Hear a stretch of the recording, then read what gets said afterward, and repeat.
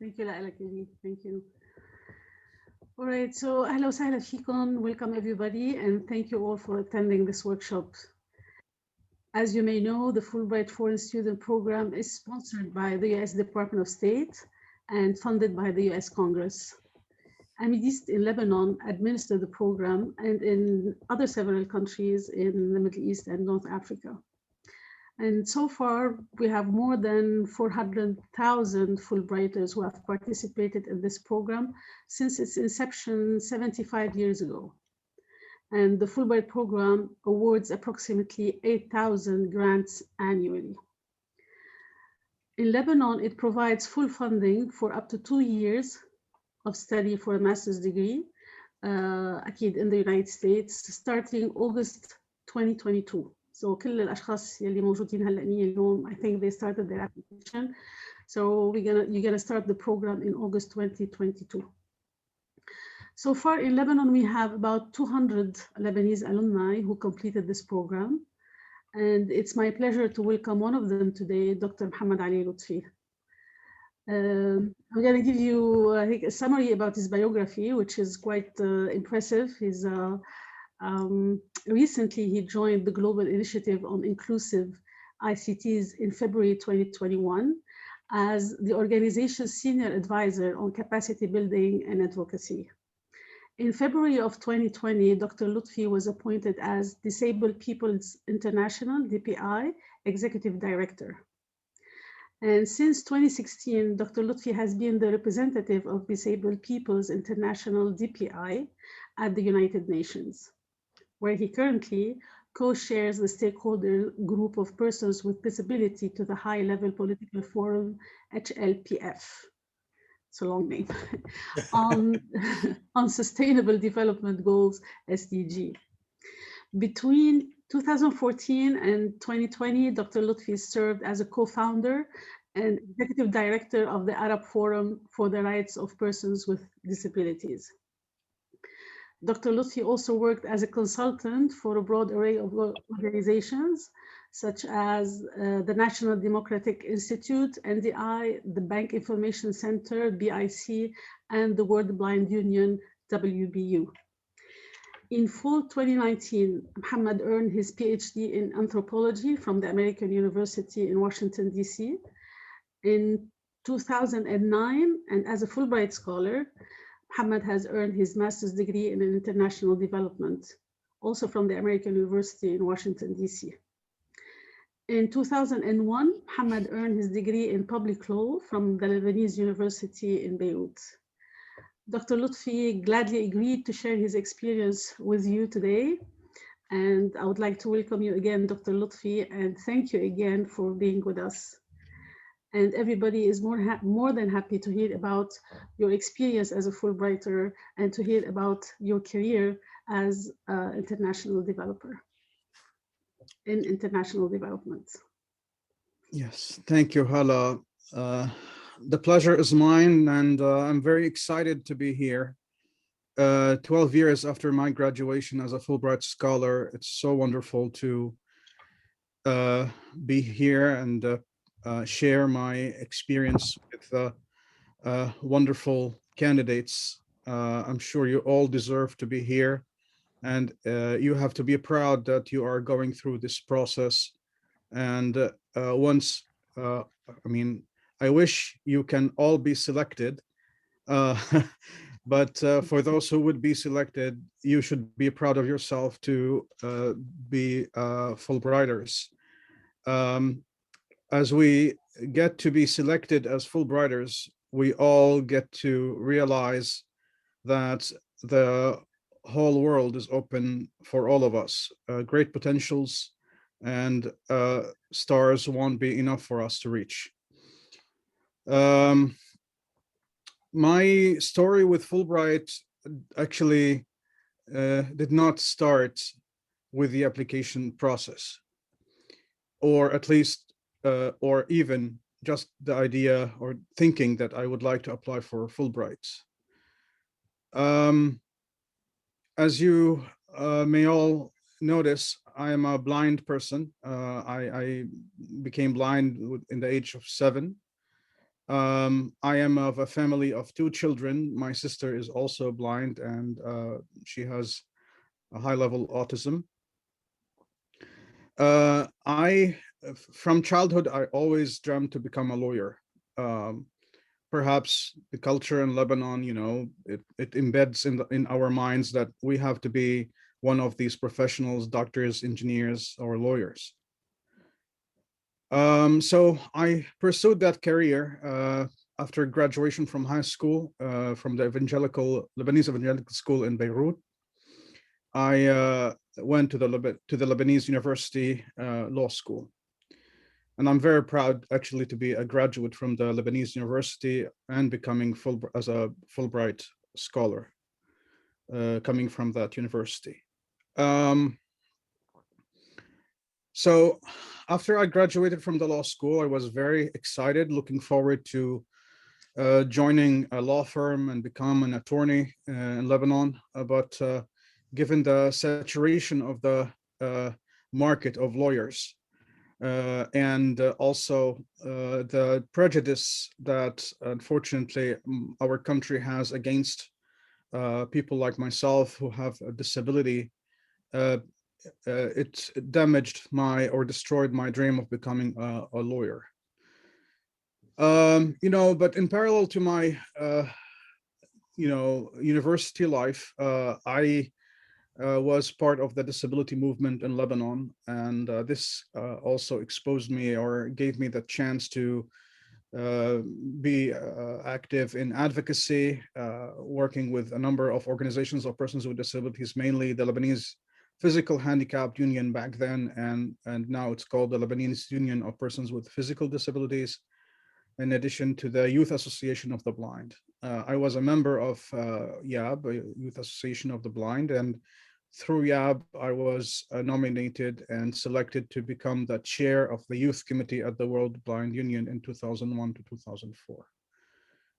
As a result of this, I was uh, lucky to have the opportunity to apply for a World Bank job. In 2003, I attended a conference on youth, peace, and development organized by the World Bank in Paris, France.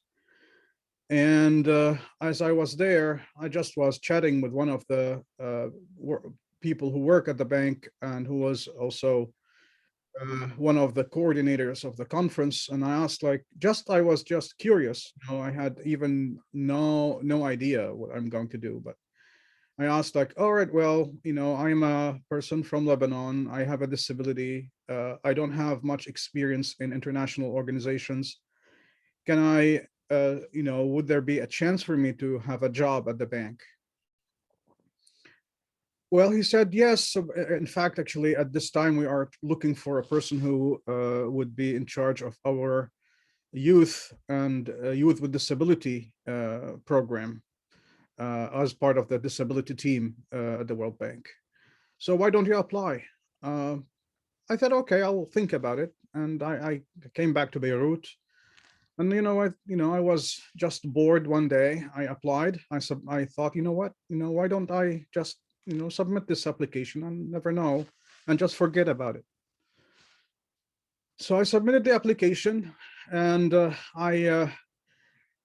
few weeks later, I received an email from the bank saying, "Well, your application has been approved.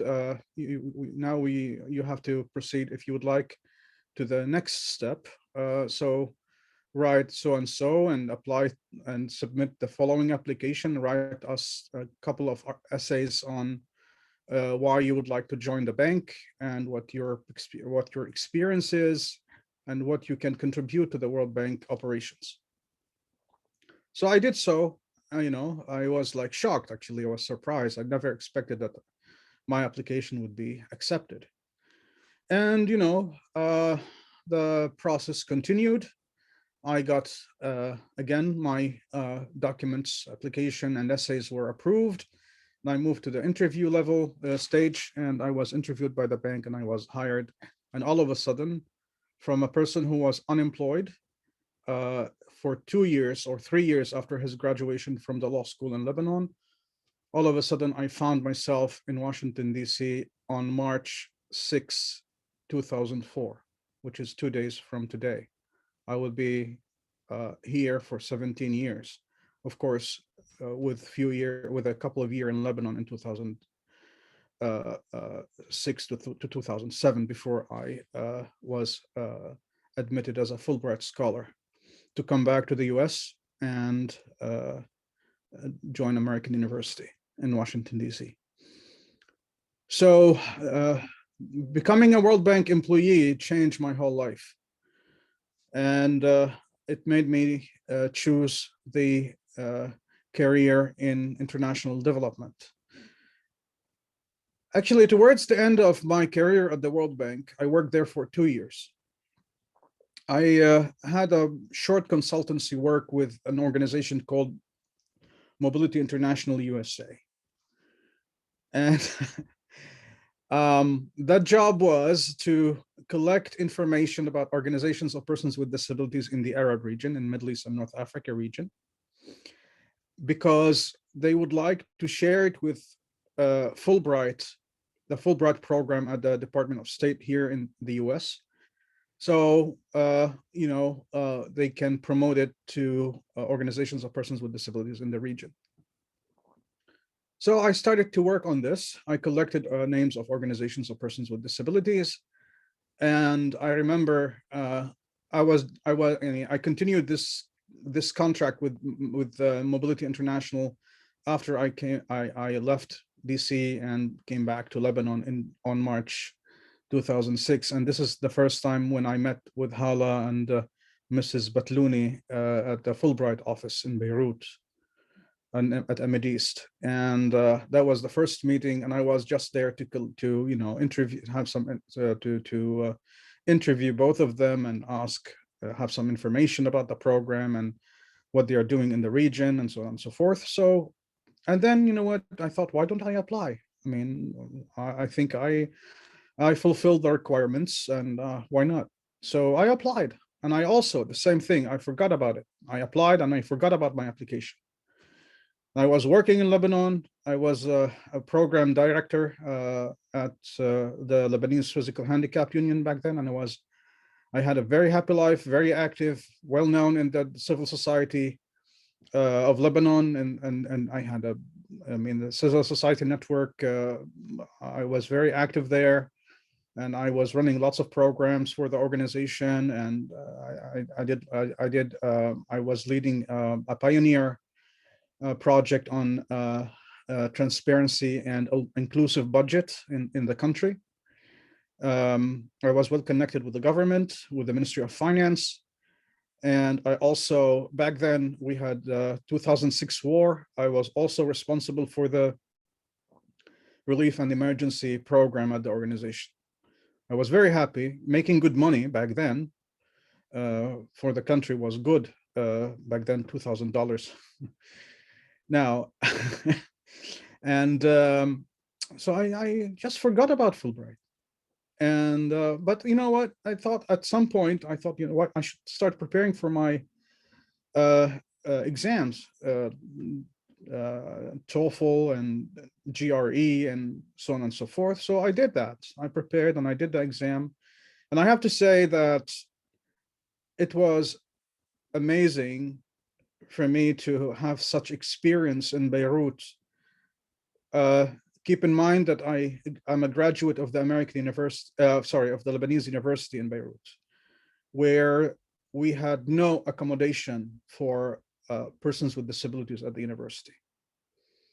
I had no kind of support except for the support I used to get from the Association of the Blind. They helped me with talking books, and that's it.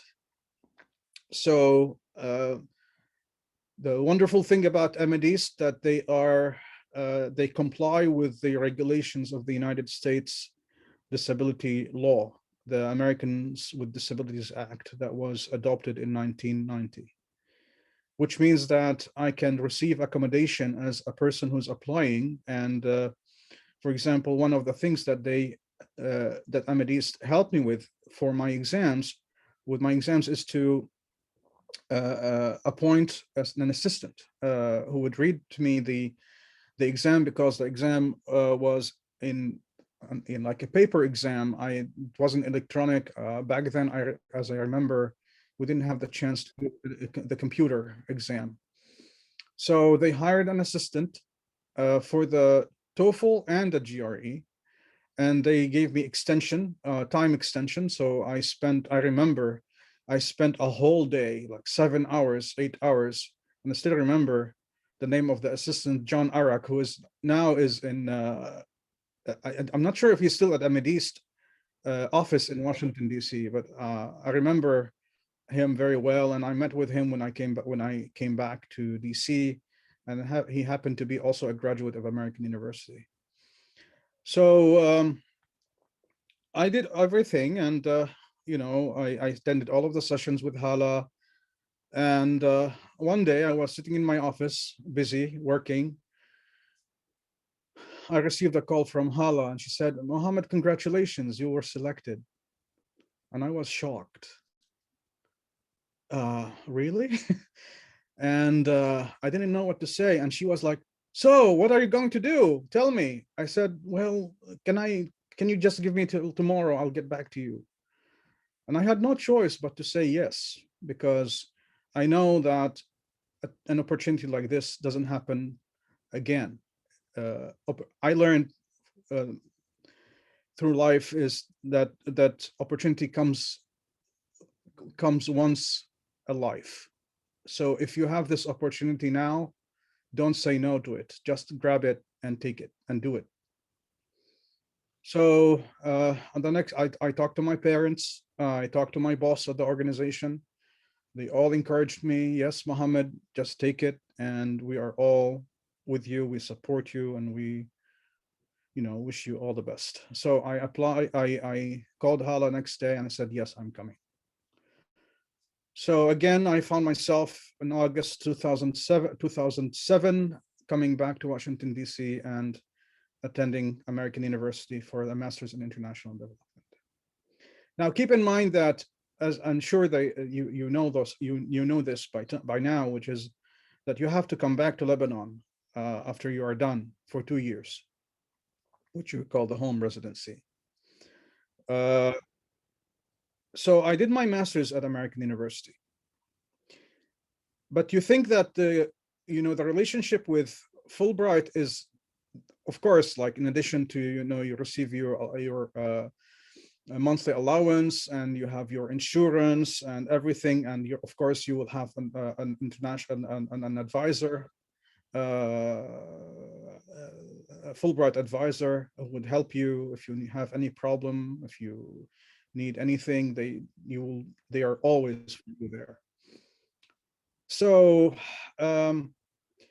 I had some issues at the university with accommodation. So I called Fulbright. I called Elisa O'Keefe back then. Said, Elisa, I have this problem. The university is not doing a good job providing all of my class material on time. And I need some support with the university, and also I need some accommodation.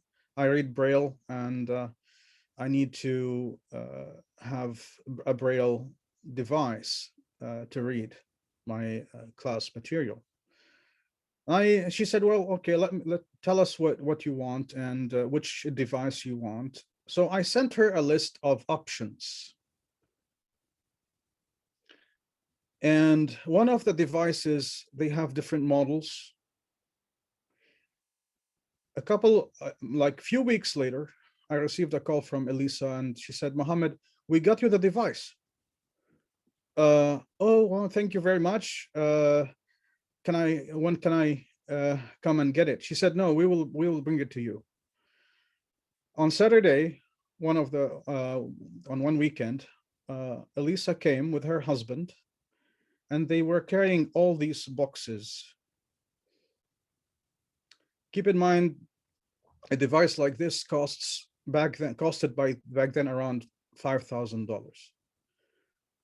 So they got me, Fulbright got me the main device in addition to its accessories, which I think costed back then around $8,000.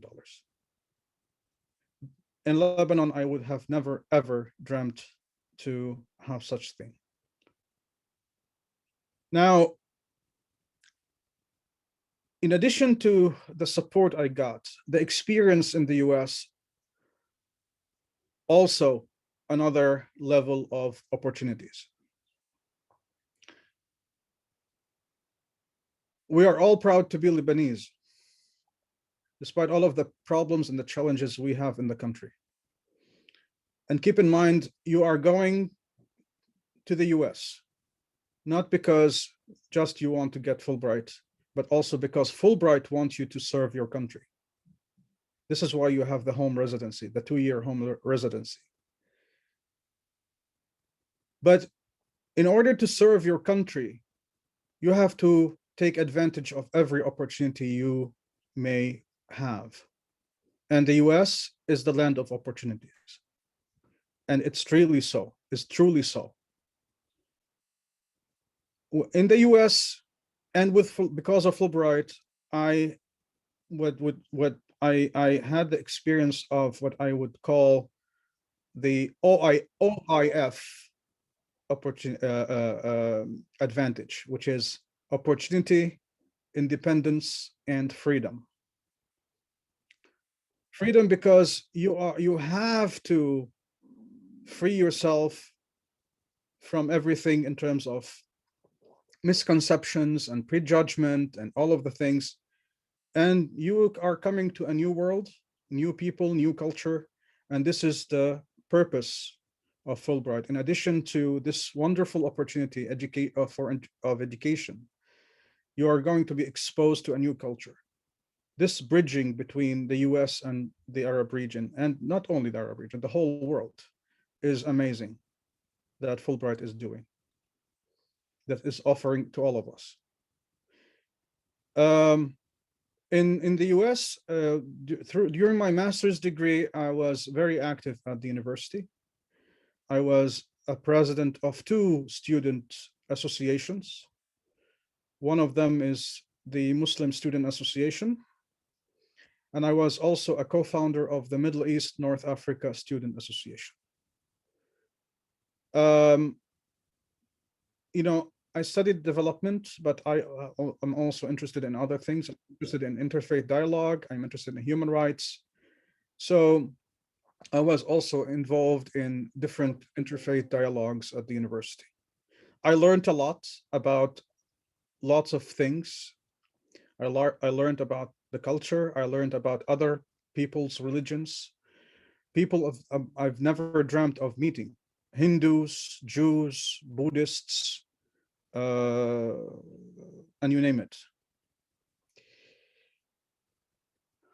A wonderful activity that Fulbright organizes.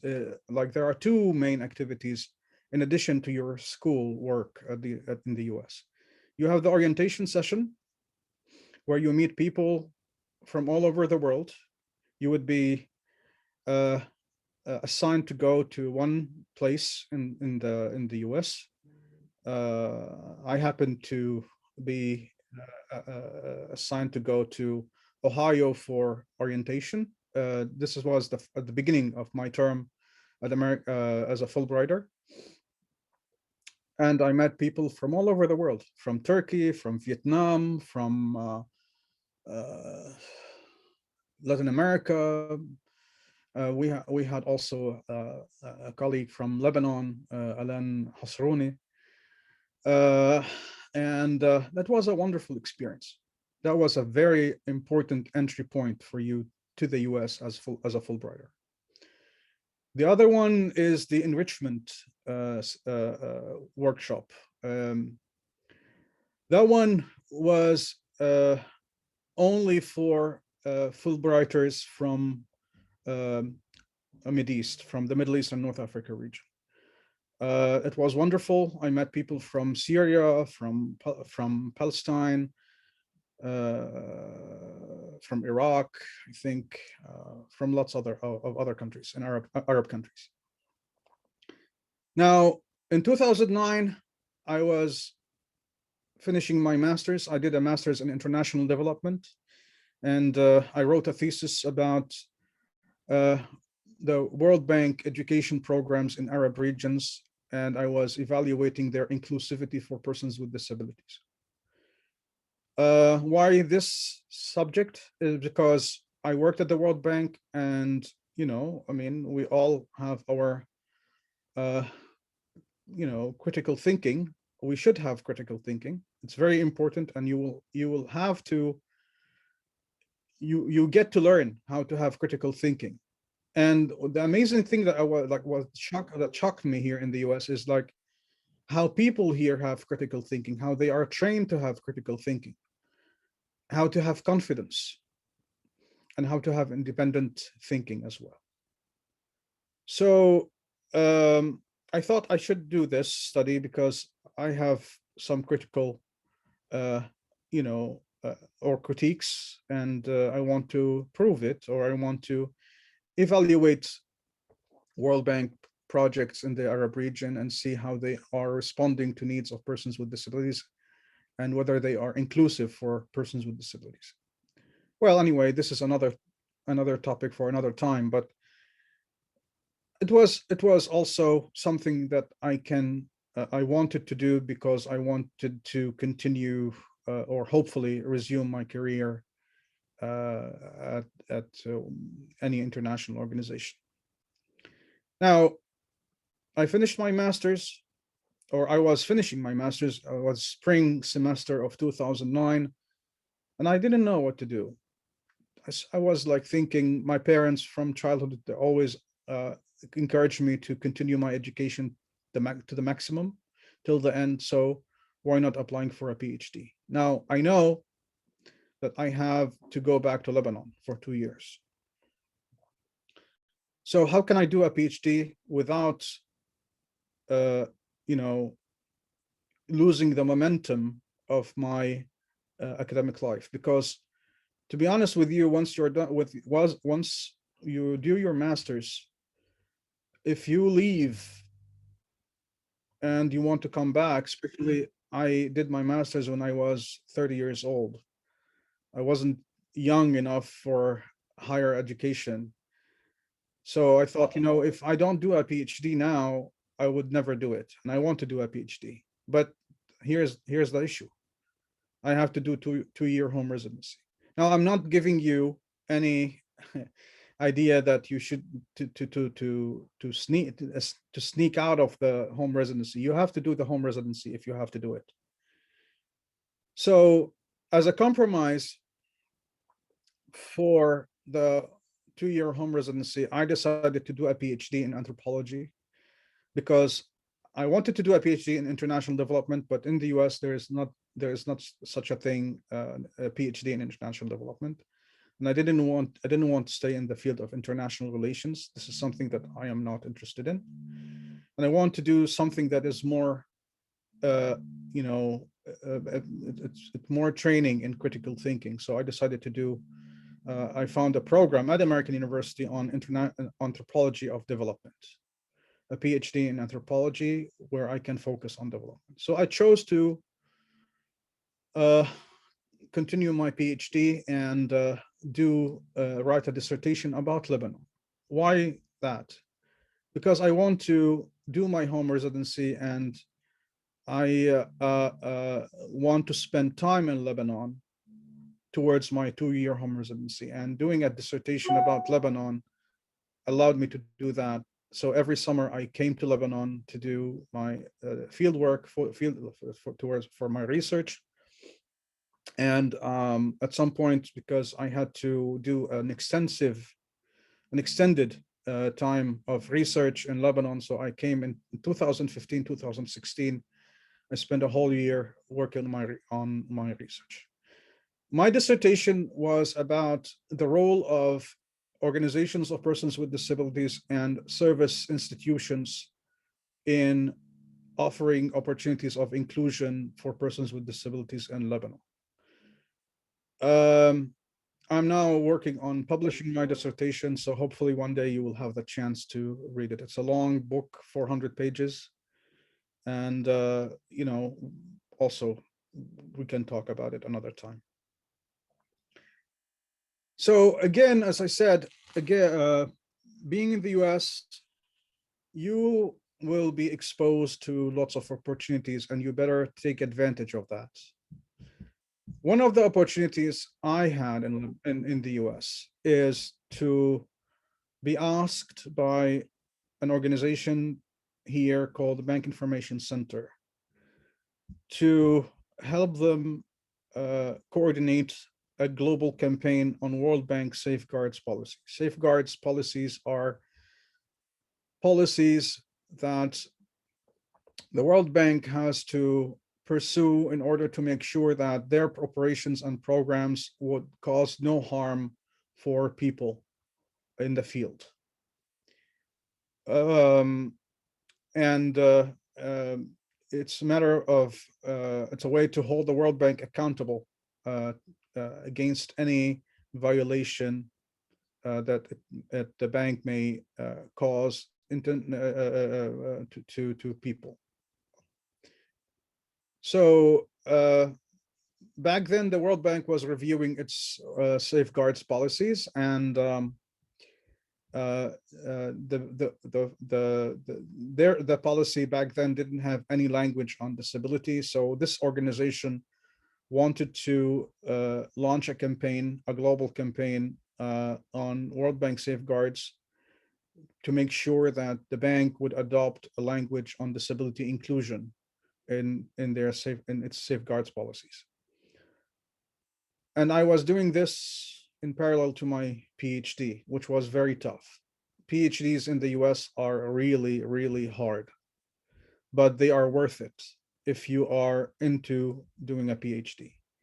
And believe me, in order for you to do a PhD, you have to be either interested in doing research or in teaching. Don't do a PhD for any other reason. It's very extensive, very comprehensive, very deep. You get to learn about everything in the field. If you're doing a PhD in anthropology, sociology, any other faculty, you are going to learn a lot.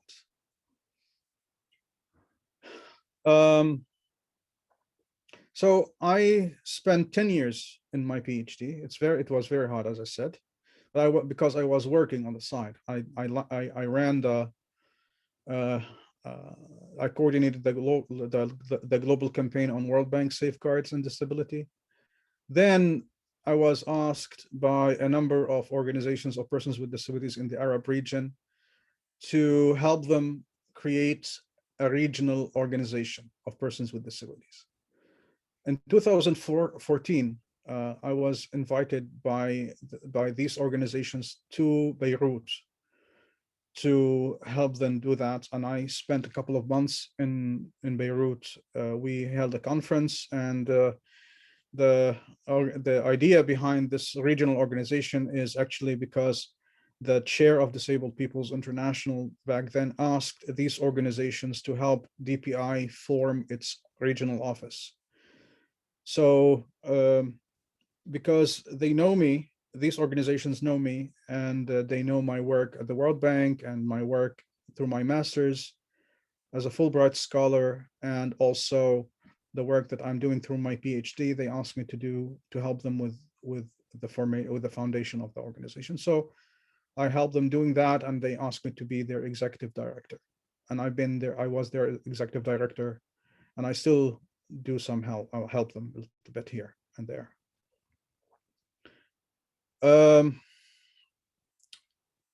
So I believe that I was able, through my PhD, to fulfill the 2-year home residency, and by focusing and serving my country through my PhD, because this is the purpose of writing a PhD about Lebanon and about the disability movement, or about persons with disabilities in Lebanon. So now and last year I was appointed as an executive director for Disabled Peoples International. And just a month ago, I was hired also as a senior advisor on capacity building and advocacy at the Global Initiative on Inclusive ICTs, which is a flagship initiative by the United Nations on promoting the right of persons with disabilities to digital accessibility. So we work on policies that improve the infrastructure of information communication technology so they can become accessible for everybody, especially persons with disabilities. We work in many countries. We have lots of partners with a private sector, Microsoft, AT&T, IBM, and also with different United Nations agencies and World Bank as well. I think I've talked a lot, but for me to conclude, I would like again to welcome you first in the process of the Fulbright application. You should be proud, and you should be also grateful that you have been given this opportunity. And I trust that you are wonderful candidates, and you will do the best in terms of being Fulbrighters, and you should be proud of that. I cannot talk about Fulbright without thanking the Department of State of the United States and the US Embassy in Beirut, because through Fulbright, the US has been has been proving that it is supporting the most important thing in human development, which is education. And we know the history of the United States with Lebanon choosing Beirut as a city to establish its first university in the region, the American University of Beirut, is a sign that in order for us to help building civilizations, we need to start with education. And whoever tell you otherwise, they are wrong. So I would like to thank the US. I would like to thank the American Embassy in Beirut, and I would like to thank the Department of State that I had the chance to visit many times while I was as a Fulbrighter, and also for my work at the World Bank and with the disability movement. And so I think I talked a lot. Let me stop here. And please feel free to ask me any question. And I'm here for you. Thank you. Thank you, Dr. Loutfi. It's really an impressive career path. And I hope that all the attendees now benefited from your experience. So if anyone has any questions, please feel free. But please don't ask questions about the application process. The application process, we have a specific session every Tuesday at 3 p.m. So you can visit our website and register for this session. But now you can ask any questions about your field of study, about international development, and about anything related to Dr. Loutfi's experience. You can ask questions in Arabic if you want, that's fine. فيكم تحكوا عربي مش مشكلة. بحكي عربي منيح بعتقد.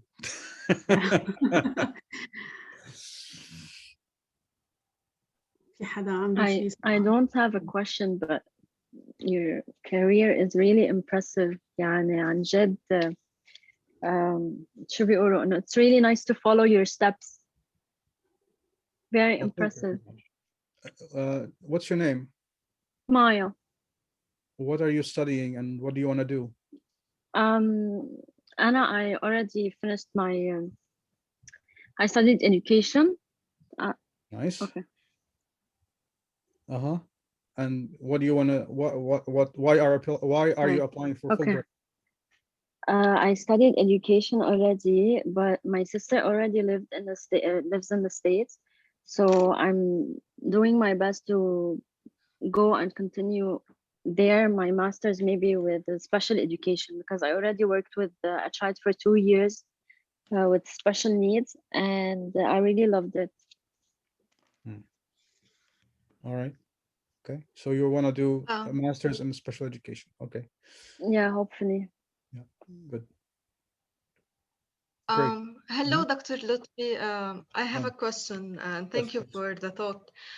Um, so I was impressed by the fact that before you doing your Fulbright, you already had a very active career. You work at the World at the World Bank, and you already went to the state, and you were really active in the people with disability, like NGOs, etc.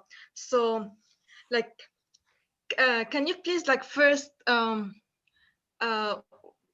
tell us, I think you mentioned it briefly, but I didn't pay attention to it. Like, how did you manage, like, to uh, to get your first, like, work at the World Bank?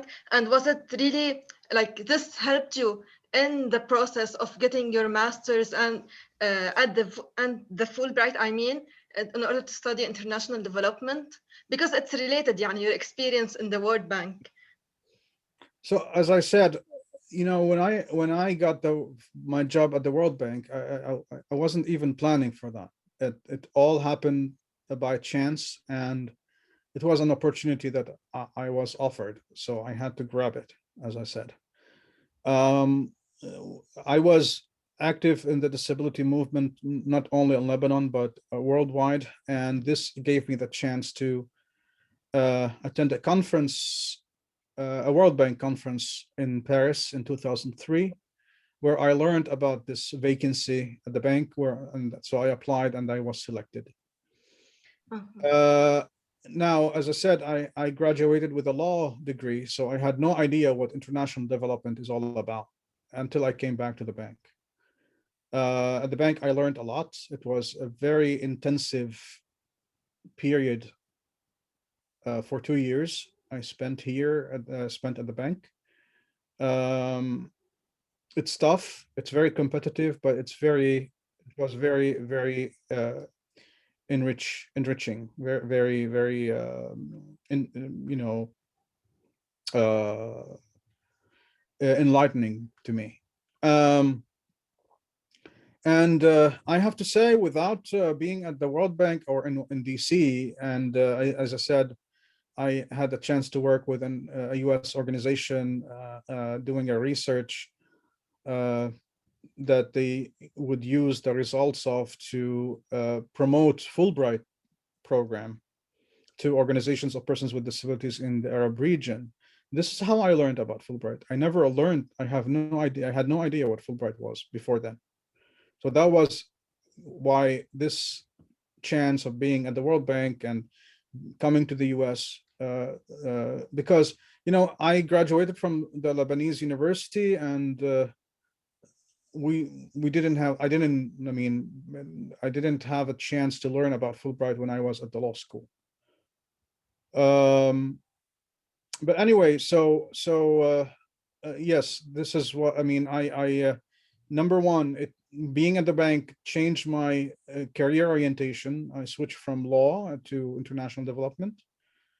But you have to keep in mind, I chose to switch to international development without losing the anchor issue, which is to work on international development for the sake of human rights, for the sake of the rights of persons with disabilities.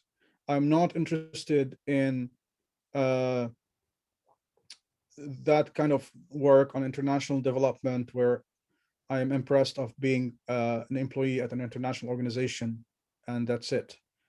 You have to have a cause, and I think the cause is what has led me to Fulbright.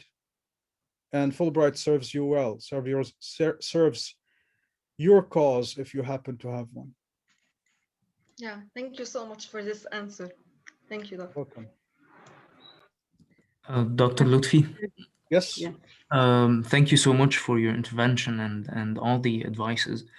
I would like to ask you for an advice for the newly graduates and the people that will graduate with all these changes that are happening throughout the world and specifically in our region and in our country. Industries are shifting, changes are happening everywhere, and I believe that changes are actually opportunities if we are willing to take them. But a year ago, I was thinking about human resources.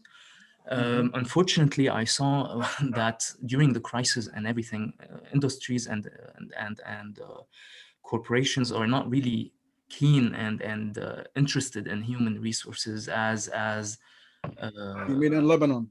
yes, specifically in Lebanon. And with the whole pandemic and economic collapse and everything, I'm personally leaning more into social innovation. Perhaps this would be a way to help the society we live in and the country. So what piece of advice would you give when facing all these challenges and switches in all the industries and in the economy itself? Are you a graduate or you're applying now?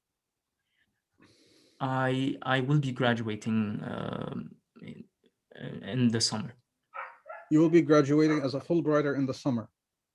So are you No, in Beirut? as yes, from university. In Beirut. Yes. So what I'm trying to say, you are a Fulbright applicant. Yes. Okay. Well, first of all, you have to pray that you will be selected. And once you are selected, you have to grab this opportunity and as a full and become a Fulbright scholar and come to the US, do your degree, and you have 2 years. I don't know what are you going to study here? Human resources in the US or what?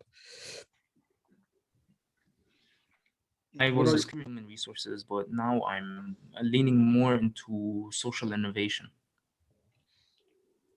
Yes. So I think you have enough time before you see what you can do. But again, what you need, first of all, you have to think that what we are going through today in the world is happening to all of us, not just to 1 or 2 people. But all what you can do is to take advantage of any opportunity you may have. And Fulbright is an important and a great opportunity, so just grab it. And once you're done, we'll see what's going to happen then. Just take it 1 step at a time. Now maybe you're trying to hint to something about Lebanon. I'm sorry, I cannot answer the question because I have no answer. Unfortunately, I have no answer about what you can do in Lebanon. All what I can tell you is whatever you do, keep Lebanon in the center of what you're doing. Take advantage of what you are going to learn in the US and try to help your country. At least be loyal to the fact that your country is your country and you want to help, and be aware that what's happening in the country is not something that we all desire and we all want to have change.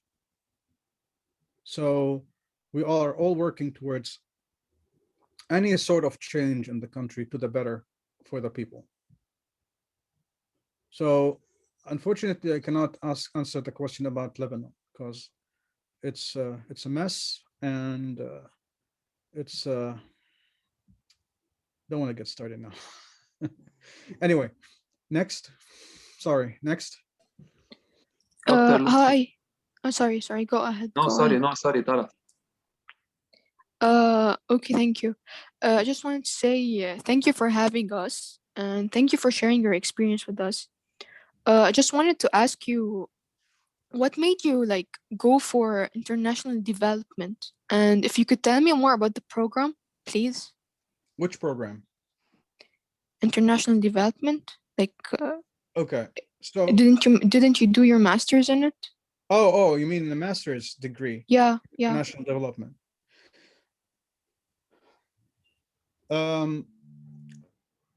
So what made me choose international development is because, again, when I worked at the bank, I realized how the field of development is very important to help people overcome lots of social and economic challenges they are facing and especially in what we call the global south, in developing countries. Yeah, like we're like that's exactly what we're going through in Lebanon, right? Like yes, right now. exactly. Yeah. Exactly.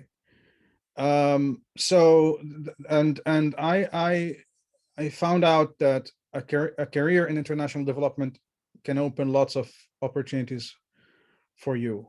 Now, the problem with international development today, I mean, I'm talking to you after 12 years of my graduation. The world is changing. Everybody now wants to work in international development. This field is becoming very competitive, but it's still very important. Why? Because people are still living in misery in developing countries. Poverty is still there. Social problems and social injustices are still there. So there is still a lot of need for this field. And keep in mind that I have a disability and I come from a country where persons with disabilities are suffering from exclusion, stigmatization, and discrimination. And I'm one of the victims who have been undergoing this kind of experience. So for me, I thought that to work in international development, this would give me that chance to help, to change, to say what I have to say in terms of to change people's mindset towards my identity as a person with disability and the identity of my fellows, disabled men and women. In terms of the program, are you interested in international development? Are you applying for that or what? Yeah. I graduate this semester. I'm studying at LEU and I'm majoring in economics and minoring in political science and international affairs. So yeah, Great. I'm really interested in like going for a master's program in like international development or sustainable development, like something close to that. So yeah. Yeah, so the program I graduated with, which is at American University, the School for International Studies, which one of the top programs or top schools in the country, in the US, in the field of international relations and international development, particularly.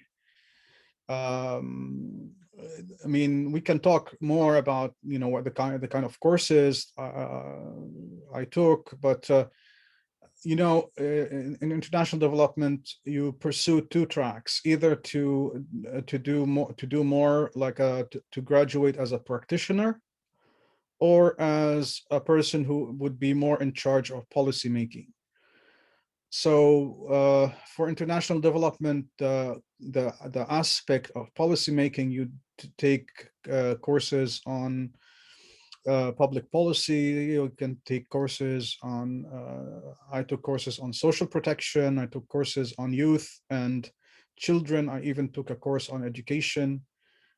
So more generic, but you can also pursue a rather practical track in international development, where you would study evaluation and programming. You can study program management. You would study more like on the managerial and executive level. So, but I would love to answer more questions on that subject later.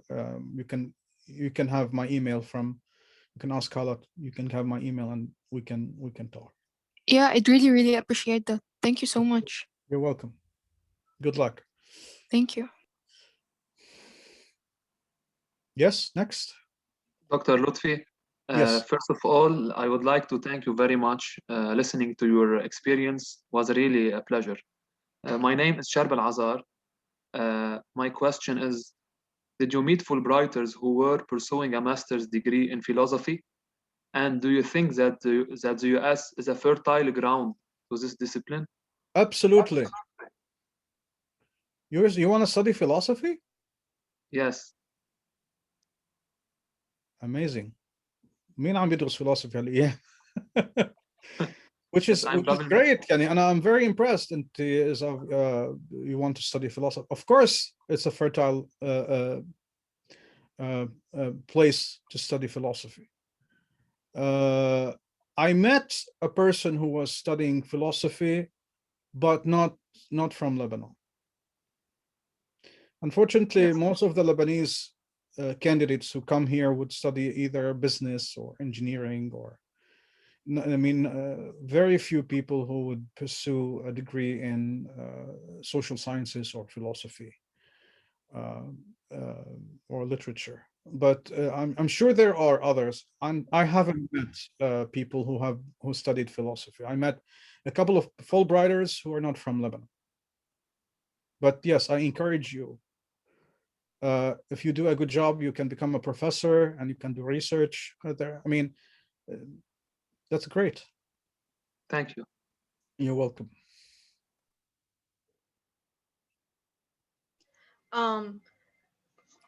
I have one last question. Yes. I'm interested in peace studies, and I think it's related to international development, right? Like the programs I looked at are international peace studies program. But what's the difference like between the two? Because like from what I read about the international peace studies programs, like they look very similar to development, international development studies. Like they are similar and they are not.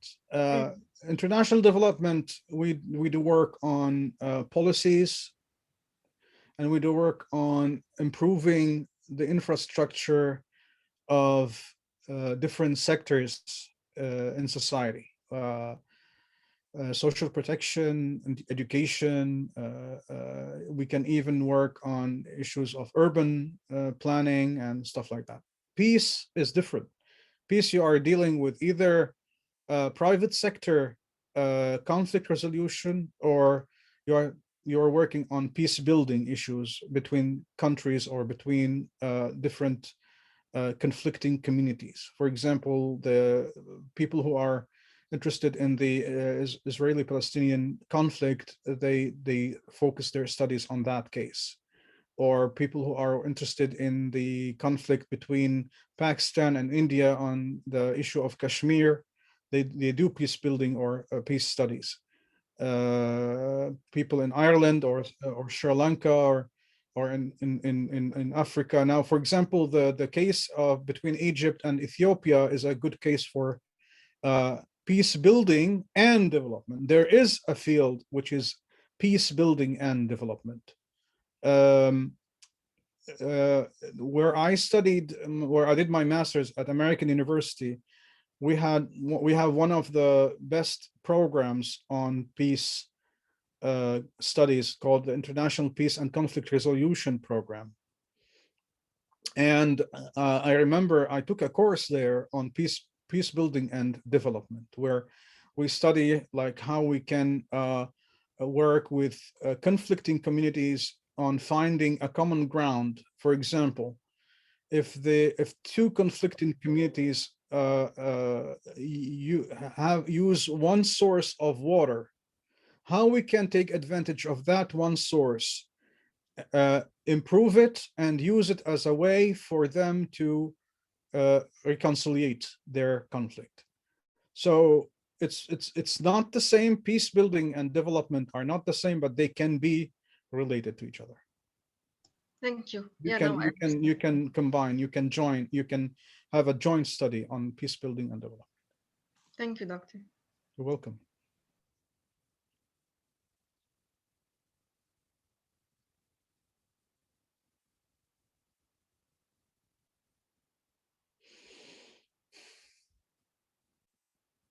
حدا بعد عنده شيء بحب you can have a follow-up questions.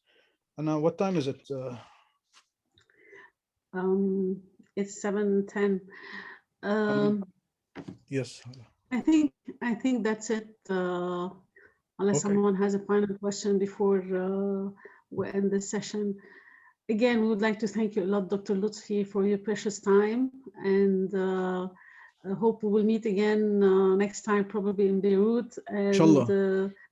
Hopefully you will meet with the winners of this year, inshallah. Inshallah. Yeah, inshallah. Wish you the best of luck. And I wish you all good luck and be proud of yourself. And inshallah, you will. And I wish you can all get selected. Thank you so much. Thank you. Thank you. Thank you. Thank you. You're most welcome.